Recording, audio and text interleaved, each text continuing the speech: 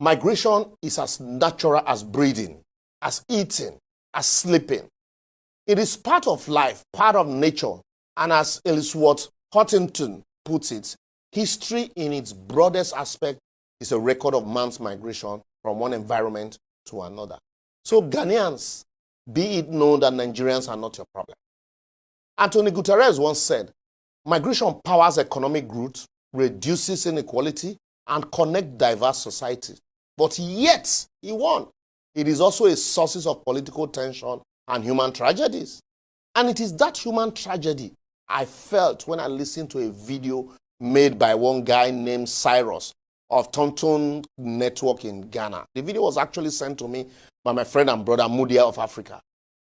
In the video, Cyrus complained about Nigerians abandoning their country to bad leadership and coming to other countries, especially Ghana, to oppress and commit crime. And he particularly complained about the Igbo king in Ghana and admonished the Ghanaian president to distance himself from the guy. But I want to tell Cyrus, if that guy is not important electorally, the Ghanaian president will not so much associate with him.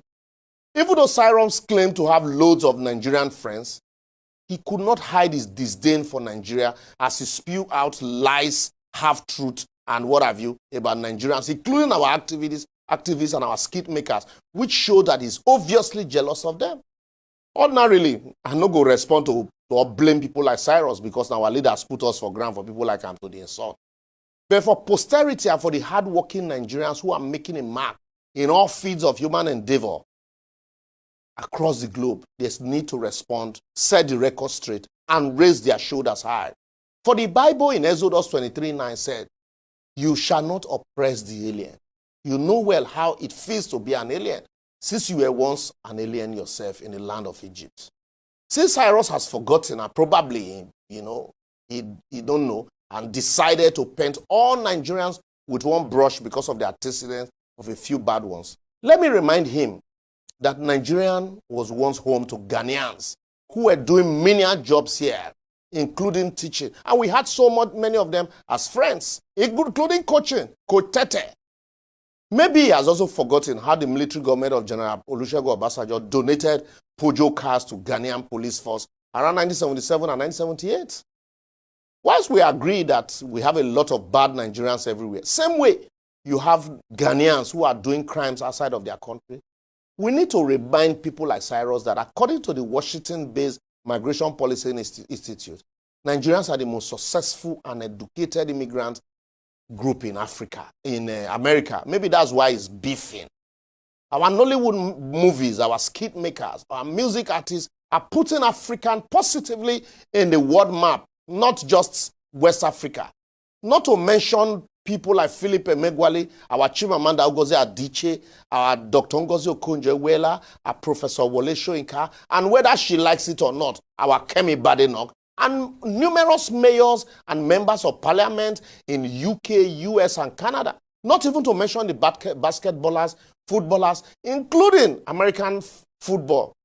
And now, let me drive it home, because at the verse, the Ghana should remember why we choose to mention bad eggs. Let me remind him of the Nigerian banks and companies setting up shops in Ghana and providing employment opportunities for Ghanaians. Corporations like Zenith Bank, Access Bank, Guaranty Trust Bank, Fidelity Bank, and even fintechs like Flutterwave, Plenty Waka, Remis Capital Ventures Garden, Multigate Solutions, Sandbox Software, Bento Technologies, and Instant Payment Solutions. Not to talk of other smaller supply chains, and including sell side. I don't even mention people like Alhaji Aliko Dangote and UBA of Tony Elumelu, who is, raising entrepreneurs across Africa and creating billionaires. How about the millions of dollars Nigerian students are pouring into schools in Ghana to survive most of those schools, including some on hitherto unknown colleges?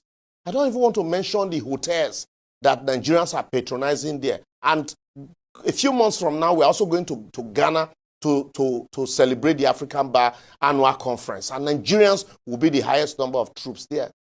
See, Ghana that was so bad that they had to knock off some zeros from their currency they talk when others they talk. Anyway, I see maybe not because Ghanaian babes, they like Nigerian guys fast. Because Nigerian guys, they burn cash for babe. Or maybe now our jollof rice, where they never see our jollof rice pass their own, and they made the guy the beef. Well, why not holding forth for the bad ones in our midst?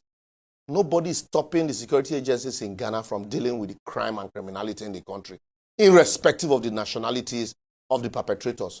So why the beef? It is the Idi Amin-like attitude such as this that is inhibiting the implementation of the African Free Trade Agreement. That is why somebody with a Canadian passport can travel into African countries, without visa. And an African is required to get a visa to go to African countries. I even remember as primary school students, we were meant to donate money for the black apartheid struggle in South Africa. And our government spent endlessly on that struggle. While our musicians like King Sonny Okosu fought for freedom to end apartheid in South Africa. And today South Africans self go to talk. Our government spent hard-earned money, including dollars, that would have been used for internal infrastructural development in our country. To maintain peace in West Africa through ECOMOG in Liberia, Sierra Leone, Congo. And we had a lot of refugees from these countries. We welcomed them with open arms, not because they are Nigerians, but because we are Nigerians and we are very accommodating. So no matter what you say, to date, Nigerians are still the most generous and accommodating people in Africa. Why it is not compulsory that the country of your birth must be the place of your abode all your life? Be it known that not all those who criticize our government that lives abroad. Our awesomeness as a country makes us always want to, talk about the affairs of our country wherever we find ourselves. And majority of us are here in Nigeria, putting our government on its toes as our agency like EFCC and ICPC are working tirelessly to eradicate fraud in our country. So face your small front and not use Nigeria to trend. But I will therefore advocate. First, it was South Africa. Now Ghana. Very soon, countries like Benin Republic say they tell us to go home.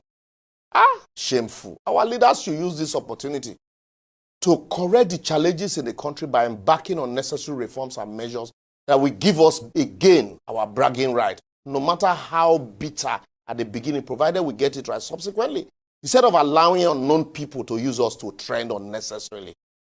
Anyway, before I verse, make I leave on here so that I can hear from you your own comment in your comment section.